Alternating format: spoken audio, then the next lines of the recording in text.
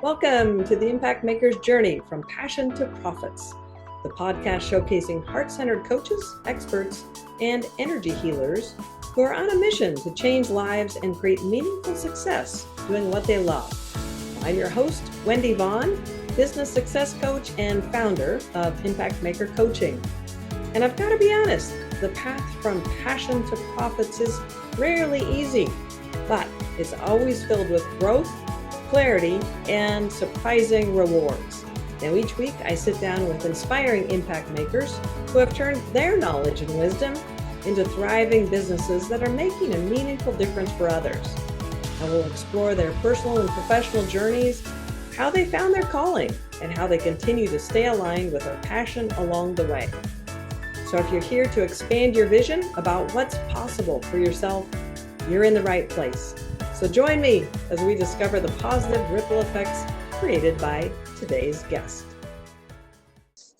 All right, I have as my guest today, Sarah Sherwood. Now, Sarah is a certified life coach and somatic experiencing practitioner who helps people to break free from the grip of chronic stress, emotional overwhelm, and old survival patterns that are blocking their growth and fulfillment. So welcome, Sarah. I am super excited to have you as my guest today. Thanks, Wendy. It's good to be here.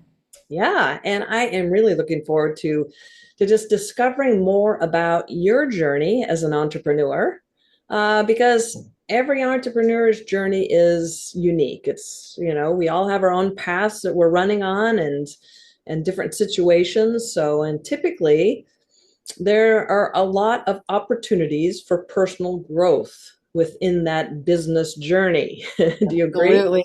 If you don't want personal growth, don't become an entrepreneur. Exactly. Are you the same person today as you were when you started out? Oh gosh, multiple iterations. Exactly. It's like whatever those, it's not a chrysalis. It's like literally just like a, rebirthing about every, Yes. at least for me, about every 6 to 9 months or so.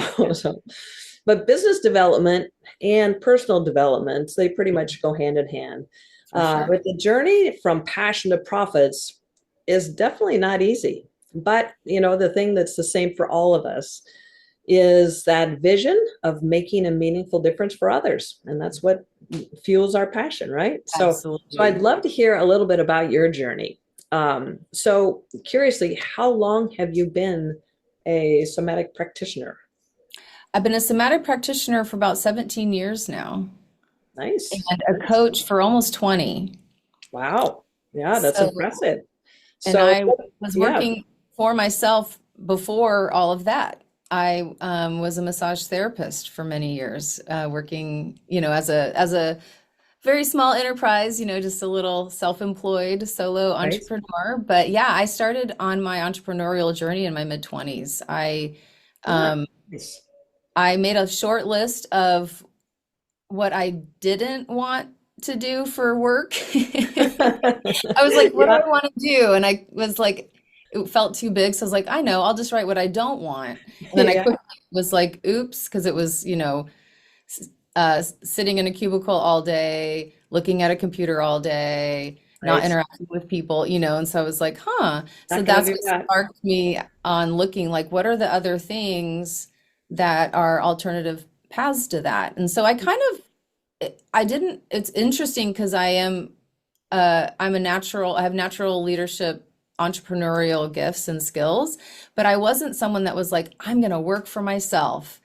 I just was following my inner guidance and my inner knowing. And I was like, I don't want to do this. So I need to find a different path. But there was like a gap between, and I was young and, naive and maybe didn't know all the options yet, but there wasn't a direct, like, I'm going to work for myself and I'm going to start a business. It was like, what are my skills? I like working with people and I don't want to work 9 to 5. So I guess I'll just start doing this. And it just has unfolded over all this time. And here I am. Well, and obviously you were tuned in to, I like this. This sounds like it's fun. This creates a sense of fulfillment. for me. It Yes. doesn't sound like you were, well, I think I can make, this X amount of money doing this, so I'm going to try that. It was, Right. geared around what's bringing you that sense of joy, happiness. Absolutely. Yeah. So I love that. So when you started out in this realm, because, both, I mean, you said you were was it, I was what a massage therapist massage for, therapist? So you probably worked in another, like a studio or something with other massage therapists, or did you have your own no, I practice? had I rented my own You had space. your own space. I had my Okay. own Wow. practice. So you really did have that independence right from the very beginning. Did. So was it like, were there some challenges in terms of finding those initial clients in doing this level of work? Yeah, Because it's I a think little bit out of the ordinary, right? It's alternative.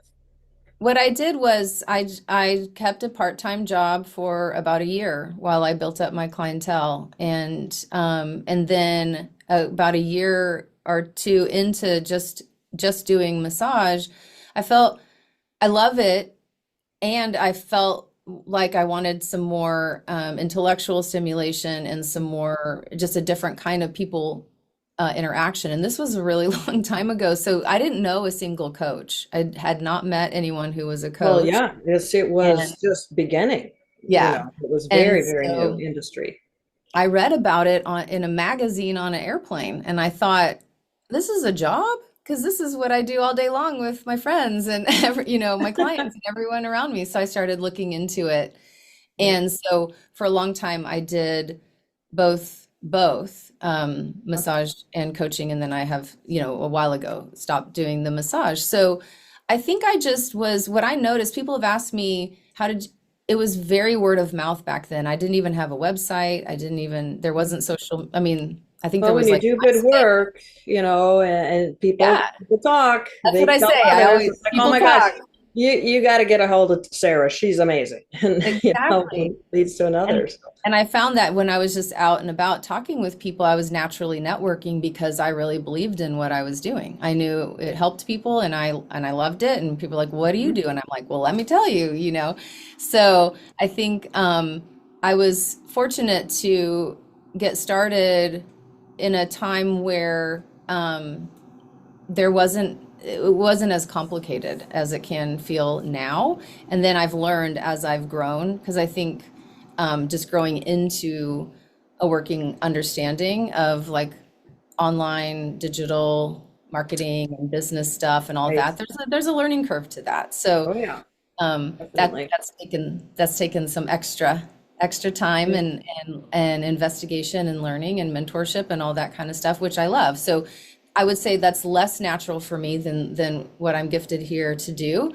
And I think as an entrepreneur, really having that epiphany, if you're a service provider or a heart-centered, more healer or coach that's wanting to help people grow, when you have that, for me, it was a revelation when I realized, oh, if I run and own my business, then I also am the sales and marketing team. Mm, Unless until right. unless or until I hire someone to do that. But even so, I still need to understand what that Yeah. is means and what I Yeah. what my message is and who I'm talking to and all those pieces. And so that was an insight and a revelation. Right. Yes, And that is a big revelation.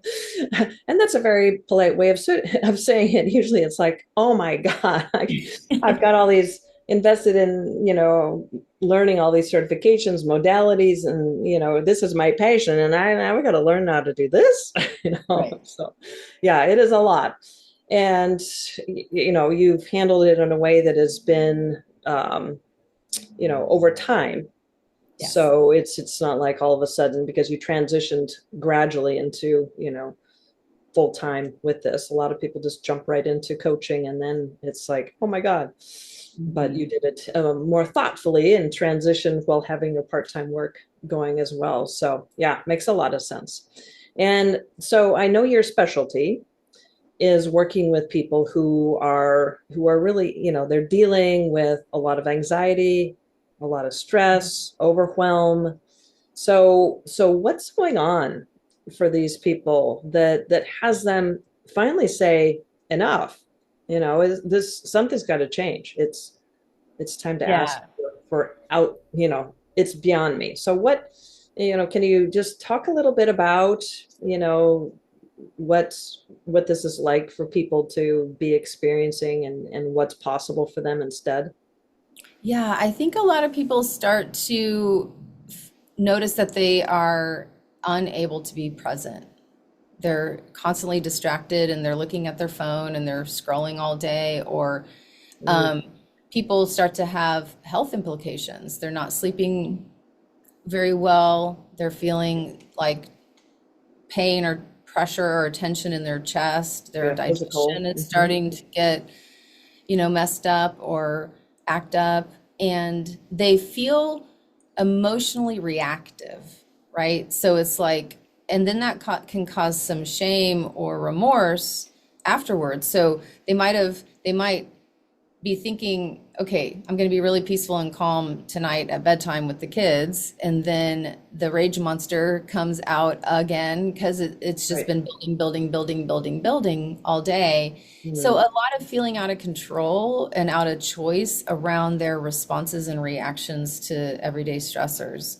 Or they reach for some kind of coping mechanism or numbing strategy like scrolling or eating the ice cream or any kind of numbing substance. And so they're feeling really stuck because it's like they're aware enough to know, like, I don't want to be doing this. They're also, here we are in the information age. It's not like they don't have an idea that they could do something different, right? right, right. In fact, a lot of people know what to do, but they aren't doing it. And Exactly. that's also related, gives a lot of guilt, and it's like, oh my God, here I go again. So, I'm Right. curious to find out why people know what to do, but they still aren't, doing what they know they should be doing.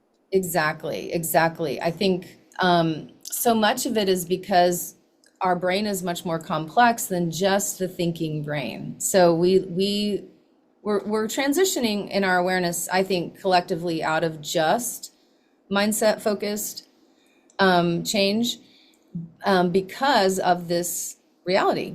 So mindset matters, cognition matters, but just having a thought about how I want to behave, a lot of Right. people have had the experience that if they get stressed, that thought is gone. And now they're watching themselves like a slow motion train wreck go Mhm. into their default pattern. And it's Right. because that thinking is happening in the higher brain, but the midbrain is where we have our emotional responses and where we have our stress response, where the body is feeling threatened or over, like something is unsafe. And so when that gets triggered, it's really interesting. The way I like to describe it is it's like the higher thinking brain goes offline. So it's like if the Wi-Fi goes out, Right. all the information, all the beautiful options, Right. all the hour like miracle morning mindset mantra Right. that like it's just it's out there still somewhere, but I can't access it. Ah, that's a great And so analogy. Yeah. yeah, so it's so frustrating because you can still know that I actually know there's something different or better for me to be doing right now. Right. But I just can't grasp it. I can't take hold of it. So that gap is a lot of what I teach my clients. So I'm skilled and trained in helping you resolve past stressors and overwhelming experiences and traumas that the body's still holding on to. That Mm. helps you get up to date, little software Just update 2025, like we're just dealing with completely stressors today. release those. Yeah. Yeah, Instead of continuing to access the exactly. It's like pulls all past. of it forward. But I also Right. do a lot of really practical tools, in the moment interventions that are really Mm. easy to do and accessible to regulate your stress response that's So happening in those right high pressure now. situations where it's been activated, so you have Yes. ways of like de-escalating. Yeah, absolutely. Mm. So then, I can quickly, within 2 to 3 minutes, get the Wi-Fi back on And then, Right. oh, look, all of a sudden, oh, that's right. Now I feel like I can be in choice. And I hear that for a lot of people. They wouldn't necessarily present with that, Right. but then it deeply resonates for them. So they wouldn't maybe like show up on my doorstep, so to speak, of like, I feel out of choice and I would like to feel in choice. But when we start working with it, it's like, oh, that's what's happening. I feel out of control. So then people start reaching, try to control their environment in other ways, but what they're really wanting is to feel like they have all parts of their brain present so that they can make an intentional choice. How do I want to respond to this overwhelming feeling? So there's a lot of skill and a lot of learning that someone can do pretty relatively quickly once you have the tools. Right. But it sounds like it's very accessible. Once you learn those techniques and, gain a better understanding of what's occurring in those Right. moments, it sounds really empowering. Right. I What I love see that. people do over and over, they're just like, oh, I just need more willpower. I need more discipline. And they just keep trying to override and white knuckle. Yeah. And I that's a scary, should, I shouldn't, I right. should, I shouldn't, Yes. all Exactly. that, and that doesn't really help. So, well, can you share a story maybe of somebody that you've worked with that has experienced that meaningful shift um, through this, support that you provide? Absolutely. Yeah, a couple come to mind. I have one client that I'm thinking of that was struggling with a lot of anger reactions in the home. They were able to kind of control it outside of the home, but they would it would just build and build and build and build, and then they would find themselves kind of blow a gasket, so to speak. Right, And right. so um, simultaneously, we were able to really identify where these patterns originated and some of the unmet needs earlier in life of being heard Mm, and repairing that now, like really clearing that out, repairing that to where they wow. felt different. Not Huh. just like, oh, I understand where this came from. Yeah, yeah, yeah. That's helpful to a point, but then like actually repairing that in the nervous system. Interesting.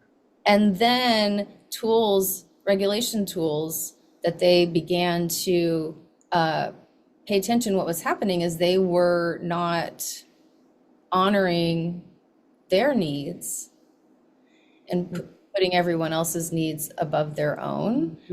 So it And creates this, more stress or pressure or feelings yeah, of, I don't know, regret. I don't know, but yeah, yeah, hurt, all bad. frustration, not being, Frustration. yeah, not feeling heard or valued or important. But Hmm. a lot of that is, we are causing a lot of that from our early conditioning and, patterning. So it was both. We worked both and it's like night and day. This person's ability to just feel different because we cleared a lot of the past, but also to show up, stay present, to express how they feel, to ask for what they need, to also have, boundaries, regulate their anger response. And I think that's a big one for a lot of people, especially, female entrepreneurs who are also uh, Mm, moms or taking care of things, right. kind of multi-hat situation. Lots of I work lots with, of responsibilities in a lot of different areas and yeah, incredible pressure. exactly. Yeah. No, yeah, I love that because it just for people that, are just unaware of Mhm. things that happened so long in their past, still being, still impacting these, or creating patterns Right. that end up resulting in these states of just stress or overwhelm. So yeah, I love that. And you're obviously very passionate about doing this work. Mhm. It definitely, I feel that sense of just energy as you're talking about, supporting people to resolve these debilitating situations. So I'd love to hear what your secret is, because what I've experienced and seen over and over as a business coach is that, that passion and the original, like, oh my gosh, I could do this and make money and make a meaningful difference. This would be amazing. Gets dimmed, Mhm. by those, demands of building a business, like we talked about just a little Sure. bit ago, Yeah. because that inconsistent, results, just the overwhelm of learning new things that are not relevant to their passion Mhm. really takes its toll. So I'd love to hear what your secret is in terms of refueling your passion for serving others. I love that question. I think so much of what I'm doing is actually a byproduct of what I was initiated into to help myself. So I Mhm. got debilitatingly ill at the age of 20, and I went undiagnosed for almost 20 years Wow. and really suffered in my body. So, and I'm an investigator at heart, and I started seeking solutions. And Mhm. so it was um, my passion for that was born out of my own survival. Hmm. But Interesting. then once And I, experiencing what you exactly. discovered, right? But then I started to change and grow and discover and it just really formed me. I was so young as well. So I was in very formative years, really being shaped by this more integrative but very deep approach. And I kept digging deeper. I was like, okay, I did, kind of the mental body, the emotional stuff, and I just was like, I kept going deeper, deeper, deeper, Mhm. and then I hit the nervous system and healing in the body. So I think my I'm naturally a learner and Yeah. always growing, and Quest that quest for answers, quest yes, for more clarity, and obviously understanding the difference that it makes firsthand, right? right. So it's just this natural outpouring of who I am and how I'm growing. Mhm. And it's, I mean, I've had moments of asking myself, like, would I do something different? And if so, like, what would I do? And there's no answer. There's like, this is why I'm here. This is So, it. yeah, this is it. And Yeah, I so love that. I think just Yeah. finding that inner motivation, that intrinsic drive, if you're driven by external outcomes or you're driven by um, you know, however you're trying to measure success out here Hmm. primarily, then it's going to be a really bumpy, rough road. Hmm. But if you're Yeah. driven by meaning and purpose and dharma and like mission and all that kind of stuff, then you always have there that you always can come back to that and just have a clear, full like alignment Right. moment. And so I stay really close to that. Yeah, that's super important to feel that connection with that inner sense of, you know, gratification, right? Yeah. It's like, would I be doing anything else? What would I be doing? No, no, this is it. Those moments where it's like, but then it's so obvious when Mhm. think about and obviously see the difference that you're making.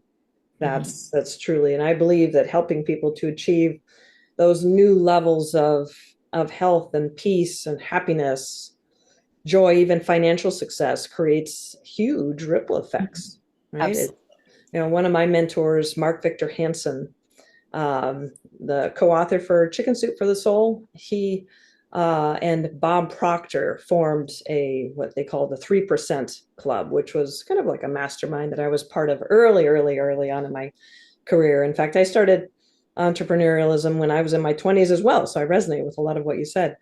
But one of the things he shared with me and pretty much everybody is that he said, Wendy, you really need to have a big, hairy, audacious goal, something that fuels your passion, something that has you seeing a much bigger picture, and it helps you to get over those little barriers, get over yourself.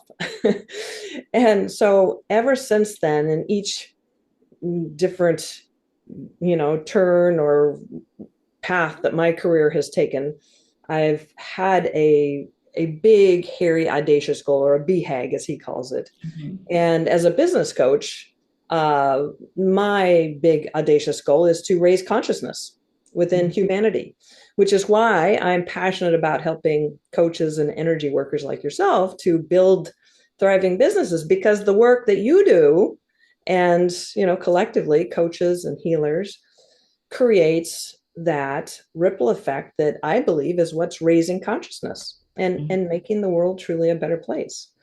So that's what, keeps me engaged, because, especially hearing how you describe these situations where people are just, literally stuck in these situations where they're powerless and they're showing up in a way that they don't want to, and they're aware of it, but they don't know what to do. Right. And being able to support them to shift and reclaim a new life for themselves. And, the ripple effects are infinite. So I'll put you on the spot here, Sarah. Do you have a big audacious goal or vision for yourself or your business that's I think feeds that passion? I have personal goals that feel big, hairy, and audacious of, speaking on large stages and sharing my story and those kinds of things. But as far as my mission is really to dissolve the illusion of separation and to transmute suffering and alchemize it into love, joy, and connection. And that disillusion of separation is on every level, starting with the self and all the different fragmented parts of who we are, right? And then that creates separation with other, and then with God and with spirit and all the things. And so, but I've always had, I don't know if I'm the one that's supposed to do it, or I'm going to be a part of it, or I'm just supposed to hold it. But another thing that's always sat with me is and it touches my heart. I want everybody to have the tools to regulate their nervous system, because everyone has the same nervous system. Unless you have some traumatic brain injury and a very specific part of your brain, you can do this work, and not everyone can afford it. Not everyone has access to it. Not everyone is in a community talking about it, right? And so it's I want to bring really practical, easy to understand tools to the populations that need it most, that don't have access to it. Yeah, no, that's powerful. I mean, can you imagine if everybody knew and did as and learned the things that you can share with others? So can you imagine? The world would be amazing. I mean, it already is amazing, but it would be at a whole new level. So break just cycles, cycles of trauma and poverty and abuse, it's all of it. All of it. Yeah, powerful. Well, hang on to that vision. I'm your advocate. So, well, Sarah, what is the best next step for people who are curious about the possibilities of working with you in terms of, just being able to regain that sense of connection and control over these debilitating behaviors or, overwhelming stress? What is their best next step?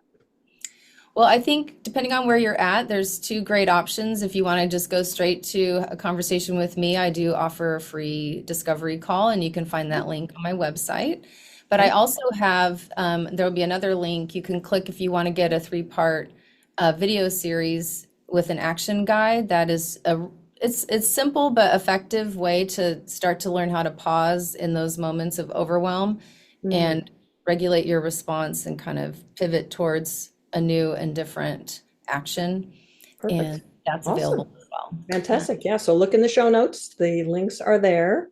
So thank you again, Sarah. This has just been great. I really appreciate you sharing with us your journey and truly expanding our view of what's possible in terms of dealing with chronic stress, overwhelm, and these other things that are really keeping us from enjoying life and feeling that sense of fulfillment. So thank you so much. I greatly appreciate the work you do. And it's been my pleasure to have you on the show. Thank you so much, Wendy. All right. Well, the real life transformations facilitated by experts like my guest today are truly priceless. I mean, happiness, joy, peace, love, right? These are all what each of us ultimately strives for in life. But becoming a sought after and well-paid coach or energy healer is often challenging, overwhelming, and frustrating. So if you're a heart-centered coach, expert, or energy healer who's striving for more ease, flow, and abundance, well, I've created a special gift just for you. So check out the show notes. All right, well, this is Wendy Vaughn signing off. Thank you so much for tuning in, and be sure to join me for my next episode where we'll be inspired by yet another impact maker's journey.